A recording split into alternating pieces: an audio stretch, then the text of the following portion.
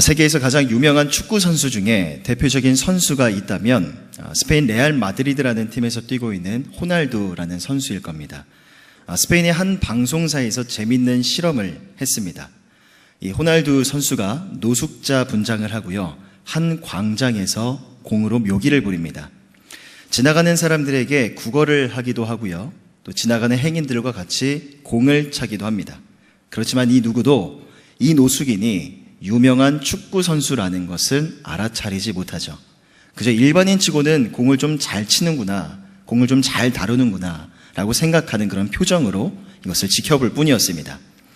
이 호날두는 사람들이 자신을 알아보지 못하는 것을 즐기다가 이것을 멀리서 지켜보던 한 어린아이를 데려다가 같이 공놀이를 시작합니다. 자, 그렇게 어느 정도 시간이 흐른 뒤에 서서히 분장을 떼어내기 시작하죠. 그러자 이 아이는 깜짝 놀랍니다. 왜냐하면 TV에서나 보던 이 슈퍼스타가 자신의 눈앞에 있었기 때문이죠. 자, 결국 이 호날두는 그 아이를 따뜻하게 안아주면서 훈훈한 장면을 연출하게 됩니다. 아마도 이 아이는 유명한 축구 선수와 같이 공을 찼다는 것, 자신의 눈앞에서 이 슈퍼스타를 목격했다는 것만으로 너무나 설레어서 이날 밤잠을 설치지 않았을까 생각이 됩니다. 이처럼 우리도 어떤 유명한 사람이나 사회적으로 좀 위신이 있는 사람을 눈앞에서 직접 만났을 때 참으로 놀라움을 금치 못할 것입니다. 자, 그런데 하물며 우리 주 예수 그리스도를 우리 눈앞에서 보게 된다면 그러한 느낌은 과연 어떤 것일까요?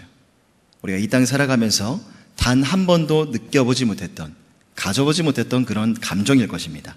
자, 그래서 고린도전서 13장 12절에서 바울 사도는요, 이렇게 말합니다. 우리가 지금은 거울로 보는 것 같이 희미하나 그때에는 얼굴과 얼굴을 대하여 볼 것이요, 지금은 내가 부분적으로 아나 그때에는 주께서 나를 아신 것 같이 내가 온전히 알리라.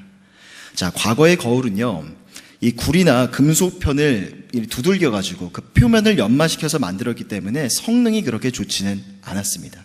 이처럼 오늘날 이 세상을 살아가는 성도들은요, 그러한 희미한 거울을 통해서 어떤 형상을 바라보는 것과 같이 예수 그리스도를 볼 수는 있지만 보기는 보되 그러나 명확하게 볼 수는 없는 것입니다. 그러나 이 땅에서의 삶을 마치고 주님 곁으로 가게 되는 그 날에는요, 마치 얼굴과 얼굴을 맞대어 보는 것처럼 선명하게 우리 주님의 얼굴을 바라볼 수가 있는 것이죠. 다만 우리는 이 땅 살아가면서 성경이 계시하고 있는 만큼만 예수님을 알아갈 수가 있고요, 또한 우리는 그것으로 만족해야만 합니다. 사실 하나님은 우리를 만드신 창조주시죠. 창조주 하나님이시기 때문에 피조물에게 자신을 설명하고 이해를 구해야 할 어떠한 의무나 책임은 없는 것입니다. 왜냐하면 하나님은 하나님 존재 자체만으로도 우리에게 찬양과 경배와 영광을 받으실 그런 분이시지, 우리에게 이해가 되었다고 해서 위대해지시거나 거룩해지는 그런 분은 아니기 때문이죠.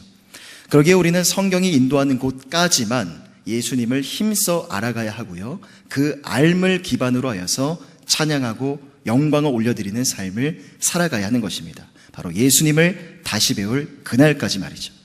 자, 오늘 본문에서 바울 사도는 예수 그리스도가 누구신지에 대한 상당히 높은 수준의 기독론을 서술하고 있습니다. 자, 그 대상은 골로새 교회의 성도들이죠. 왜냐하면 당시 골로새 교회는 우상 숭배가 즐비한 지역에 세워졌고요, 또한 당시 교회 내에 이단이 침투해서 십자가 복음이 흔들리고 있다는 소식을 신실한 일꾼 에바브라를 통해서 바울은 전해 들었기 때문입니다. 자, 1장 전반부에서 바울은요, 그런 영적으로 굉장히 어려운 상황이었지만 믿음과 사랑과 소망의 열매를 맺는 성도들을 바라보며 하나님께 감사의 기도를 올려드립니다. 또한 오늘 본문 10절에서도 바울 사도는 이렇게 기도하죠. 우리 10절 말씀을 함께 읽어보겠습니다. 시작. 주께 합당하게 행하여 범사에 기쁘시게 하고 모든 선한 일에 열매를 맺게 하시며 하나님을 아는 것에 자라게 하시고. 자, 바울 사도의 기도의 내용은 바로 하나님을 아는 것에 자라나는 것이었습니다. 하나님을 아는 것에 자라는 것. 위로부터 임하는 신령한 지혜와 총명으로 인하여 하나님의 뜻을 알고 선한 일을 행할 뿐만 아니라 무엇이 옳고 그른지를 분별하게 되기를 간절히 기도했던 것이죠. 자, 그 기도가 맞춰지고 나서 13절부터 본격적인 기독론이 펼쳐지게 됩니다. 자, 바울이 서술한 기독론은요, 오늘날 이 세상을 살아가는 저와 여러분들에게도 굉장히 중요한 신앙의 핵심과도 같습니다. 그러기에 오늘 골로새서 1장에 나오는 이 바울 사도의 기독론을 통해서 과연 예수 그리스도는 과연 누구신지 세 가지 은혜를 함께 나누고자 합니다. 자, 첫째로 예수 그리스도는요, 우리의 삶의 구속주 하나님이 되십니다. 자, 오늘 본문은 요한복음 1장의 서문과 그리고 히브리서 1장부터 3장까지와 더불어서 성경 안에서 우리가 읽을 수 있는 3대 기독론이라고 할 수 있습니다. 자, 먼저 바울 사도는 13절과 14절에서 구속주이신 예수 그리스도에 대해 서술하고 있죠. 그가 우리를 흑암의 권세에서 건져내사 그의 사랑의 아들의 나라로 옮기셨으니 그 아들 안에서 우리가 속량 곧 죄의 사함을 얻었도다. 자, 바울은 앞절인 12절 후반절에서 골로새 교회 성도들이 아버지께 감사하게 하시기를 원하노라 라고 기도를 하는데, 자, 오늘 13절과 14절의 말씀은 그 12절 말씀의 해설이라고 할 수 있습니다. 즉, 하나님께서 행하신 일이 무엇이길래 하나님께 감사를 해야 하는가? 자, 그것은 바로 하나님께서 흑암의 권세에서 우리를 건져내어 그가 사랑하는 아들 예수 그리스도의 나라로 우리를 옮겨주신 것입니다. 오늘 본문에 나오는 13절의 흑암은 앞절인 12절의 빛과 확연하게 대조가 되고 있죠. 즉, 우리는 과거에 흑암의 권세 하에 있었지만 이제 우리가 옮겨진 그 아들 예수 그리스도의 나라는요, 빛의 나라인 겁니다. 자, 이것을 잘 설명하고 있는 구절이 요한복음 8장 44절입니다. 너희는 너희 아비 마귀에게서 났으니 너희 아비의 욕심대로 너희도 행하고자 하느니라. 그는 처음부터 살인한 자요 진리가 그 속에 없으므로 진리에 서지 못하고 거짓을 말할 때마다 제 것으로 말하나니 이는 그가 거짓말쟁이요 거짓의 아비가 되었습니다. 자, 본래 우리의 신부는요, 이 말씀과 같이 마귀의 자식들이었습니다. 마귀의 자녀들이었죠. 그 아비의 특징이 무엇인가 하니 바로 살인과 거짓말이라고 말씀합니다. 자, 그러기에 이런 악한 자를 아비로 둔 우리 인간의 미래와 삶은 어떠했겠습니까? 매일매일을 두려움과 공포와 초조함 속에서 걱정과 염려 속에서 살아갈 수밖에 없었던 것이죠. 자, 그런 절망 속에서 있던 우리의 삶 가운데 놀라운 반전이 일어납니다. 놀라운 희소식이 전해 들었죠. 자, 하나님 아버지께서 우리를 양자로 삼아주시겠다라고, 양자로 입양해 주시겠다라는 그런 선언이었습니다. 요한복음 1장 12절 말씀을 함께 읽어보겠습니다. 시작. 영접하는 자, 곧 그 이름을 믿는 자들에게는 하나님의 자녀가 되는 권세를 주셨으니. 자, 하나님 아버지의 양자로 들어가게 되는 조건은요, 단 한 가지였습니다. 예수 그리스도의 이름을 영접하고 그 이름을 믿기만 하면 된다는 것이죠. 자, 이것이 바로 놀라운 복음의 신비요, 놀라운 복음의 비밀인 것입니다. 하나님과 가장 가까이 있는 자, 가장 가까운 곳에서 바라보는 자 수준이 아니라 하나님께서 우리를 당신의 사랑하는 아들과 딸들로 입양해 주셔서 그 아들 예수 그리스도의 자리에까지 우리를 옮겨주시겠다는 그런 선언인 것입니다. 자, 그런데 문제는요, 우리가 피부적으로 하나님 아버지의 그 양자가 되었다는 것, 자녀가 되었다는 것을 사실 쉽게 느끼지 못한다는 데 있습니다. 자, 가령 예컨대 우리가 만약에 대통령의 집안에 입양이 되었다고 가정해 보면요, 당장 우리가 사는 집이 달라질 겁니다. 또 우리가 타는 자동차도 달라질 거고요, 사람들이 나를 대하는 대우도 달라질 게 뻔하기 때문에 우리는 대통령의 집에 입양이 된다는 것이 어떤 것인지 금방 알아차릴 수가 있는 것이죠. 자, 그러나 하나님의 자녀로 입양이 된다는 것은 어떤 가시적인 변화가 즉각적으로 나타나는 것이 아니기 때문에 그것이 얼마나 영광스러운 것인지 쉽게 느끼지 못할 때가 많은 것입니다. 자, 그러나 그것을 우리가 분명히 알게 될 날이 점점 다가오고 있습니다. 바로 마지막 날에 예수님이 재림하시는 그날, 바로 우리가 하나님의 양자가 되었다는 것이 얼마나 영광스러운 것인지 우리의 두 눈으로 똑똑히 목격하게 될 날이 반드시 찾아오게 되는 것입니다. 또 하나님의 거룩한 명령을 수행하는 천사들과 비교를 해봐도, 자, 천사들의 존재는 분명 고귀하고 거룩한 존재들이긴 합니다. 그러나 천사들을 보고 하나님의 아들, 자녀들이라고 부르지는 않죠. 그렇기 때문에 우리가 하나님 아버지의 양자, 이 자녀가 되었다는 것은요, 천사와도 비교할 수가 없는 엄청난 신분을 얻은 것, 그것을 의미하는 것입니다. 자, 바로 이것이 예수 그리스도가 이 땅에 오신 이유와 목적이라고 할 수 있죠. 자, 그것에 대해서 갈라디아서 4장에서는요 이렇게 말씀합니다. 때가 참에 하나님이 그 아들을 보내사 여자에게서 나게 하시고 율법 아래에 나게 하신 것은 율법 아래에 있는 자들을 속량하시고 우리로 아들의 명분을 얻게 하려 하심이라. 하나님의 아들이신 예수 그리스도가 이 땅에 오셔서 십자가를 지시고 또 죽음에서 부활하신 그 이유와 목적은요 바로 저와 여러분들에게 아들이라는, 자녀라는 명분을 주기 위함이었던 것입니다. 자, 오늘 본문에서 바울 사도는 예수 그리스도가 과연 누구신가에 대해서 서술하면서 가장 먼저 이 속량, 죄의 사함의 은혜에 대해서 언급하고 있는 것입니다. 자, 그런데 당시 골로새 교회 가운데 침투한 강력한 이단이 있었습니다. 굉장히 강력한 이단인데 바로 헬라 철학의 영향을 받은 영지주의라는 이단이었어요. 이 영지주의를 쉽게 설명을 하면요, 영과 정신은 선하지만 육과 물질은 악하다는 이 극단적인 이원론의 입장을 취합니다. 이 논리에 따르면 예수님은요 이 더럽고 추악한 인간의 몸을 취하실 수가 없는 것입니다. 그러기에 결국 예수님의 육체는 진짜가 아니라 단지 육체처럼 보인 것에 불과하다는 가연설의 교리가 바로 이 영지주의라는 이단에서 흘러나오게 되는 것이죠. 결국 예수 그리스도의 인성을 부인하는 것입니다.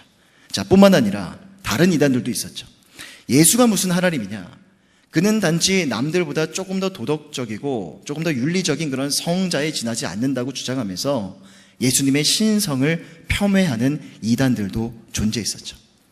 자, 이처럼 예수님은요 신성과 인성을 모두 다 지니신 완전한 하나님, 참 하나님이셨지만 여기에 대해서 역사적으로 많은 논쟁과 많은 도전들이 있어 왔습니다. 자, 그렇지만 예수님은 두 가지를 가지고 자신이 참된 하나님이라는 사실을 증명하셨죠. 자, 첫 번째는 말씀이었습니다. 요한복음 14장 10절 말씀입니다. 내가 아버지 안에 거하고 아버지는 내 안에 계신 것을 내가 믿지 아니하느냐? 내가 너희에게 이르는 말은 스스로 하는 것이 아니라 아버지께서 내 안에 계셔서 그의 일을 하시는 것이라. 자, 예수님 말씀하십니다. 내가 하는 말은 내가 하는 게 아니라 내 안에 살아계신 하나님께서 하시는 말씀이라. 자, 결국 둘 중에 하나인 겁니다. 예수님의 말씀이 진짜면 예수님은 하나님이신 거고, 예수님의 말씀이 틀리다면 예수님은 사기꾼이 되는 것이죠. 자, 뿐만 아니라 두 번째, 자신이 하나님이심을 증명했던 방법은요, 그가 행하신 일들이었어요. 자, 요한복음 14장 11절입니다. 내가 아버지 안에 거하고 아버지께서 내 안에 계심을 믿으라. 그렇지 못하겠거든 행하는 그 일로 말미암아 나를 믿으라. 자, 예수님께서 하나님이 아니셨다면 할 수가 없는 그런 말과 행동들을 하셨죠. 자, 예컨대 죄의 사함을 선언하신 일들이나 아니면 죽은 자를 살리시고 병든 자를 고치신 것들을 통해서 우리 예수님이 참된 하나님이시라는 것을 알 수가 있습니다. 자, 뿐만 아니라 우리는 성경에서 예수님의 신성뿐만 아니라 인성의 증거들도 발견할 수가 있죠. 자, 빌립보서 2장 7절을 보면 오히려 자기를 비워 종의 형체를 가지사 사람들과 같이 되셨고, 자, 여기서 종의 형체를 지니셨다는 말은요, 사람의 몸을 입은 것처럼 혹은 사람의 몸처럼 보이셨다는 게 아니라 사람의 육체의 본질을 직접 취하신 것입니다. 또한 죽은 나사로를 보시고 눈물을 흘리신 사건이나 너무나 피곤하셔서 배 위에서 깊이 곤히 잠드셨던 그런 일들, 모두 다 예수님이 참된 하나님이셨다는 것을 증명하는 사건들이었던 것이죠. 이처럼 예수님이 참된 인간의 몸으로 이 땅에 오셨다는 것은요, 오늘날 우리의 삶에 참으로 많은 위로와 위안을 가져다 줍니다. 예수님은 참된 사람으로 살아보셨기 때문에 우리의 모든 고통과 아픔과 눈물을 모두 다 이해하시고 체휼하여 주시는 겁니다. 즉, 우리의 입장이 되어서 그것을 헤아려 주신다는 것이죠. 인간의 몸으로 이 땅에 오셨기 때문에 인간으로 겪을 수 있는 그런 죄에 대한 한계와 연약함도 예수님은 모두 다 알고 계시는 겁니다. 그런데 진정으로 우리 삶에 위로가 되는 것은요, 바로 이것입니다. 예수님이 인간의 몸으로 이 땅에 오셔서 우리의 죄의 문제를 해결해 주셨다는 것입니다. 고린도후서 5장 21절 말씀을 함께 읽어보겠습니다. 시작.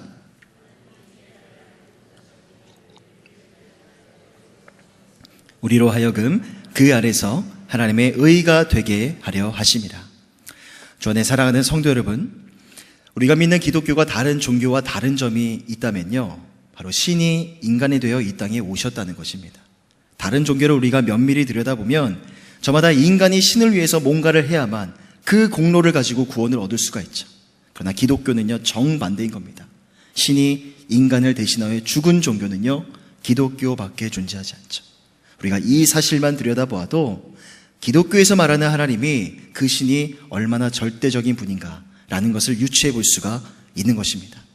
죄인은 죄인을 절대로 구원할 수가 없습니다. 죄가 없는 자여야만 죄인을 구원할 수가 있죠. 그러기에 죄가 없으신 하나님께서 인간의 몸으로 이 땅에 오시어 우리의 구원자가 되어주셨습니다. 주 안에 사랑하는 성도 여러분, 그 속량의 은혜를 찬양하시기를 바랍니다. 우리의 호흡이 이 땅 가운데 닿는 그 순간까지, 우리의 얼굴과 얼굴을 맞대어서 예수님의 얼굴을 배울 그날까지 그 속량의 은혜와 영광을 찬양하고 송축하는 저와 여러분들이 다 되시기를 주님의 이름으로 간절히 부탁드립니다. 둘째로 예수 그리스도는 누구시냐면요, 우리의 삶의 창조주 하나님이 되십니다. 15절 말씀을 보면 그는 보이지 아니하는 하나님의 형상이시요 모든 피조물보다 먼저 나신 이시니 라고 말씀합니다. 자, 바울 사도는요, 고린도후서 4장에서 예수 그리스도를 하나님의 형상이라고 표현한 바가 있습니다. 자, 그런데 이 형상이라는 말에 쓰인 헬라어 에이콘이라는 단어는요, 모방이나 닮음이라는 의미를 지니기도 하지만 어떤 사람이나 사물의 실존, 본질이라는 의미를 나타내기도 합니다. 자, 그래서 예수님은 요한복음 14장 9절에서 빌립에게 이렇게 말씀하실 수 있었던 거죠.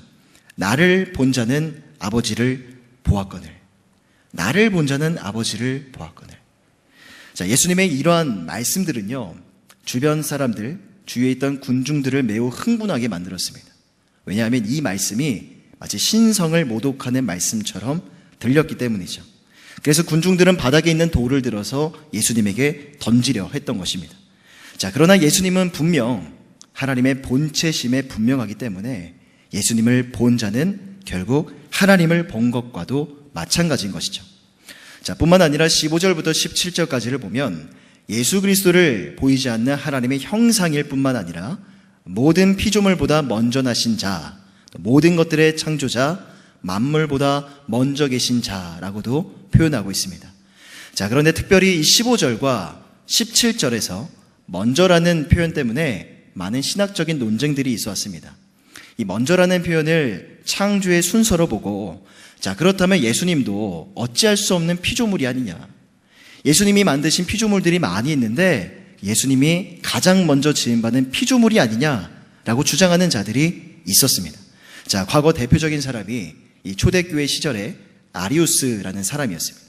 이 사람이 어떻게 주장을 하는지 보니까, 자, 성부 하나님은 나시지 않았고 성자 하나님 예수는 나셨으므로 피조물이며 존재하지 않은 때가 있었고 성부와 동질이 아니다. 즉, 아리우스는요, 예수 그리스도가 하나님에 의해서 가장 먼저 창조된 피조물이라고 주장하면서 그리스도의 신성을 부인했던 겁니다. 자, 그렇지만 15절에서 이 먼저 나신이라는 말을 뜻하는 헬라어 프로토토코스라는 단어는요, 피조물을 뜻하는 말이라기보다는요, 대행자, 상속자라는 의미를 갖습니다. 즉, 예수님이 먼저 나신 이 모든 만물보다 먼저 계시고라는 말씀은요, 그리스도가 하나님이 지으신 피조물이라는 말이 아니라 예수님은 하나님의 상속자, 대행자 그 자체시기 때문에 그가 모든 만물을 지으신 창조주 하나님이라는 사실을 나타내는 말씀인 겁니다.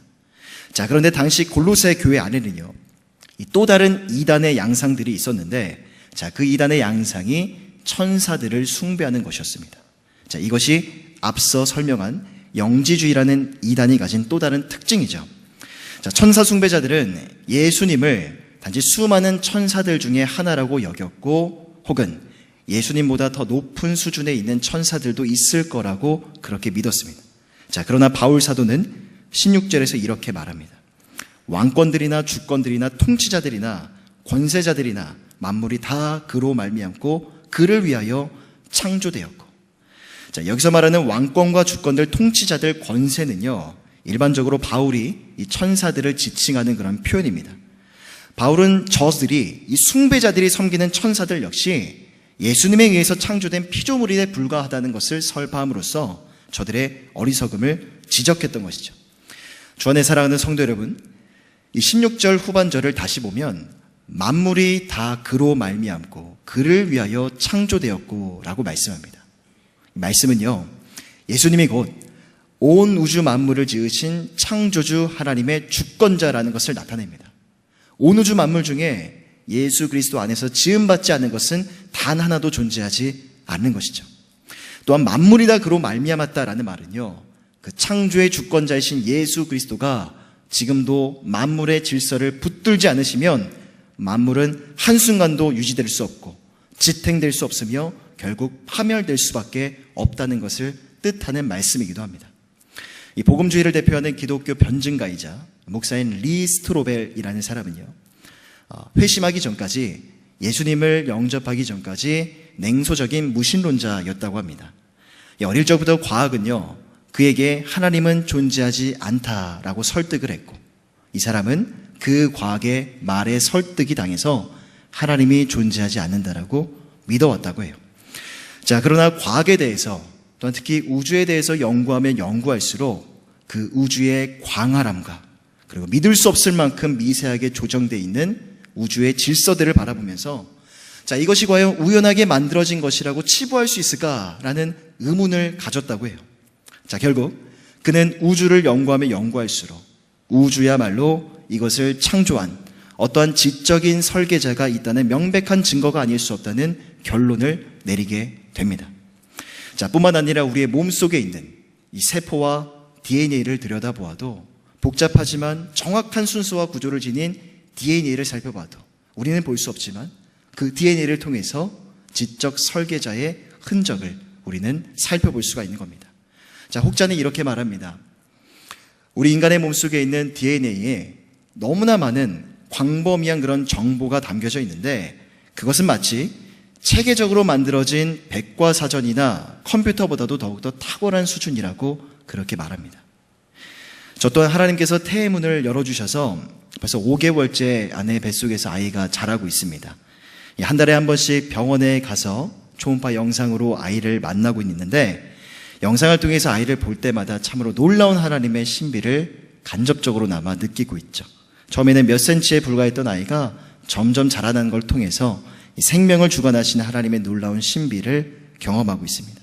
작은 아이지만 그 작은 몸속에 심장이 뛰는 게 보이고요, 손가락, 발가락이 보이고, 또 갈비뼈도 보이고요, 척추뼈도 보입니다. 이처럼 이 한 생명이, 유전자, 그 조직과 세포들이 어미의 태중에서 자라고 성장하는 것, 도무지 우리 인간의 지성과 우리의 지혜로는 설명할 수가 없는 놀라운 하나님의 창조의 섭리인 것입니다. 자, 라이스 대학교의 나노과학자 제임스 투어라는 사람은요, 이런 말을 합니다.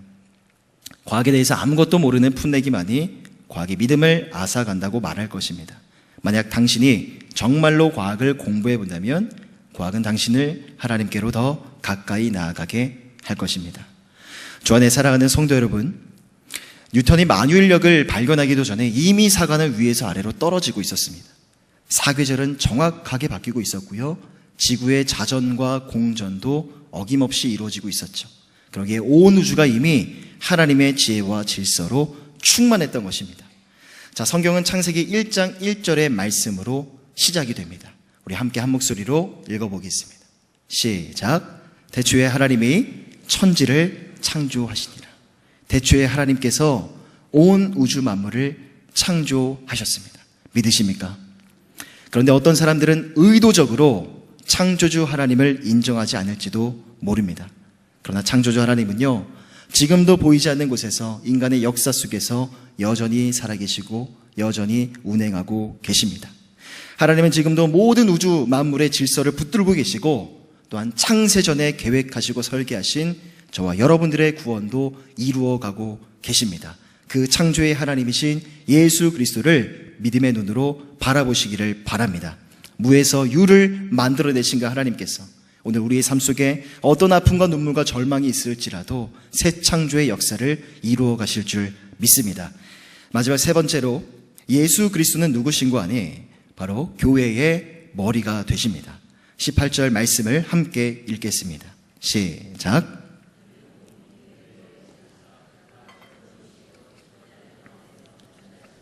이는 친히 만물의 으뜸이 되려 하심이요. 자, 지금까지 예수 그리스도가 온 우주 만물의 창조자이심을 밝힌 바울 사도는 이제 18절부터 마지막 23절까지 예수 그리스도께서 교회의 머리가 되심을 말하고 있습니다. 자, 우리 신체 중에 중요한 곳이 다 중요하겠지만 저는 개인적으로 가장 중요한 곳이 바로 머리라고 생각합니다. 자, 예컨대 우리가 머리에 두통이 오게 되면요. 자, 두통은 결코 두통에서만 끝나지 않습니다. 우리 신체 전반에 영향을 미쳐서 컨디션과 기력이 같이 떨어져 버리게 되는 걸 우리가 많이 경험을 했죠. 자, 뿐만 아니라 우리 신체 기관 중에 뇌가 멈춰버린다거나 뇌가 작동을 하지 않을 경우에 우리의 몸도 분명 아무런 일도 하지 못하는 거의 죽은 몸과도 같이 되어버리고 말 것입니다. 자, 그럼 바울 사도는 왜 그리스도가 교회의 머리라는 그런 표현을 했을까요? 자, 그것은 오직 예수 그리스도만이 하나님과 인간 사이의 유일한 중보자임을 나타내기 위함이었던 것입니다. 당시 영지주의자들은요, 우리 계속해서 영지주의라는 이단을 함께 살펴보고 있는데 이 영지주의에 빠진 사람들은 하나님과 인간 사이를 연결하는 수많은 영적 존재들이 있었다고 믿었어요. 이 영적인 존재들, 이른바 천사들인데 이 천사들을 통해서만이 하나님께 나아갈 수 있다고 믿었습니다. 또한 예수님도 수많은 천사들 중에 하나라고 그렇게 여겼고요. 자, 그러기에 이들의 주장에 따르면 숭배하는 천사들의 숫자가 많으면 많을수록 좋은 겁니다. 어쩌면 내가 숭배하는 천사들의 숫자에 따라서 자신의 믿음이나 어떤 거룩함을 자랑하면서 드러냈을지도 모르겠어요. 자, 그러나 바울 사도는 그러한 이단 사상에 틀렸다는 것을 주장하기 위해서 예수 그리스도가 바로 교회의 머리가 되신다라는 것을 주장했던 겁니다. 오직 예수 그리스도만을 통해서만이 하나님께 나아갈 수가 있고 예수 그리스도만이 교회의 주권자시며 또한 교회의 통치자이심을 머리라는 신체 기관을 통해서 설명했던 것이죠.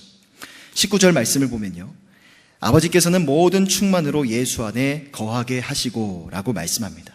자, 여기서 충만이라는 걸 의미하는 헬라어 플레로마라는 단어는요, 영지주의자들이 자주 사용했던 그런 단어라고 합니다. 즉, 눈으로 볼 수 없는 하나님과 인간 사이를 메꾸는 수많은 영적인 존재들이 있어야 되는데 그 천사들에 의한 충만이라는 말을 표현하기 위해서 이 플레로마라는 단어를 사용했던 것이죠. 자, 그런데 오늘 19절에서 바울 사도가 그 단어를 가져다가 어떻게 사용하는지 보십시오. 19절 말씀 우리가 한 번 더 한 목소리로 읽어보겠습니다. 시작. 아버지께서는 모든 충만으로 예수 안에 거하게 하시고. 자, 예수님 안에는요, 이미 하나님의 신성으로 충만한 겁니다. 다른 어떤 것에 보충이 필요가 없는 것이죠. 천사들의 숫자가 많고 적음이 의미가 없어요. 오직 예수 그리스도 한 분만으로 다 되는 겁니다. 자, 그러기에 골로새서 2장 10절에서는 이렇게 말씀합니다. 너희도 그 안에서 충만하여 졌으니.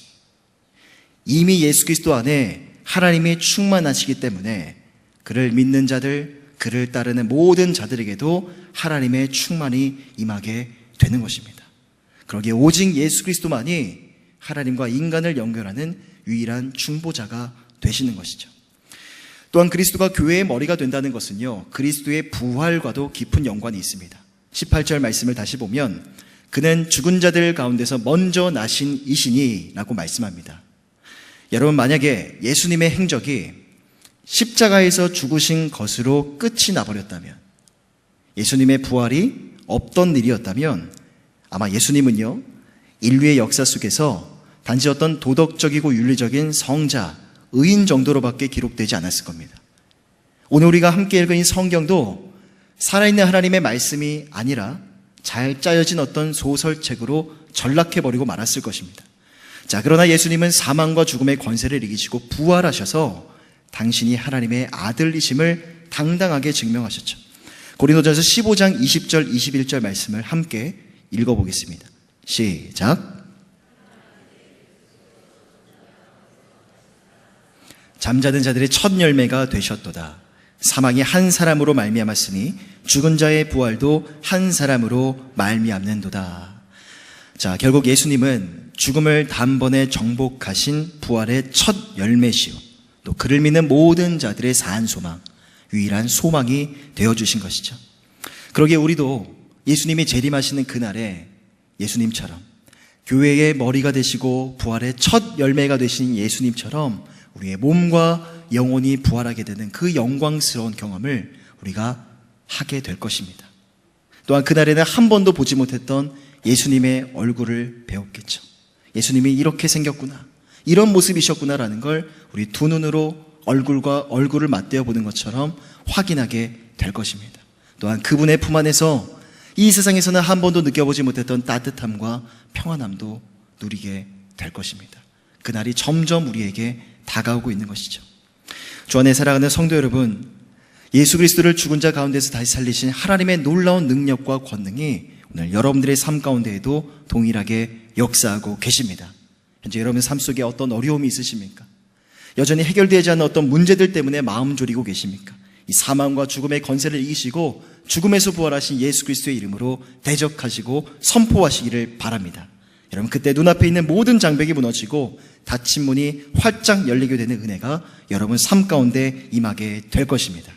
또 마지막으로 그리스도의 죽으심과 부활이 우리에게 명령하는 삶의 모습이 있죠. 20절 말씀을 한 번 더 한 목소리로 읽어보겠습니다. 시작. 그의 십자가의 피로 화평을 이루사 만물 곧 땅에 있는 것들이나 하늘에 있는 것들이 그로 말미암아 자기와 화목하게 되기를 기뻐하십니다.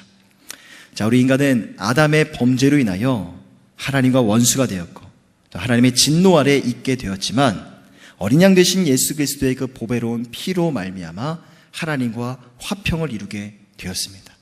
또한 그뿐만이 아니라 그 화평을 경험한 자는요, 반드시 이웃과 성도들과의 관계 속에서도 그 화평을 이루어가야 하는 책임과 의무가 주어지게 되는 것입니다.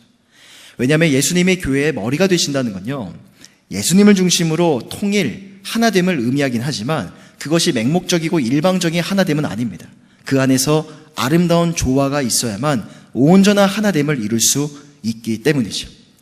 제2차 세계대전 중에 나치가 자행한 유대인 학살, 홀로코스트에서 살아남은 코리텐 붐이라는 여사는요, 이런 말을 했습니다. 다른 그리스도인과 연합하라. 엉성하게 벽돌로 쌓은 벽은 좋지 않다. 벽돌들을 시멘트로 단단히 접합시켜야 한다. 주 안에 사랑하는 성도 여러분, 예수님은요, 우리 교회의 머리이실 뿐만 아니라 우리 교회의 공동체를 이루는 모퉁이의 머릿돌이 되십니다. 그리고 우리를 하나의 돌들로 불러주셨죠. 자, 그런데 각각의 모양이 다르기 때문에, 돌들의 모양이 다르기 때문에 그 돌들을 쌓기가 매우 힘든 것입니다. 그래서 하나님은 지금도 그 돌들을 반듯해지도록 때리시고 깨트리시고 다듬어 가시는 것입니다.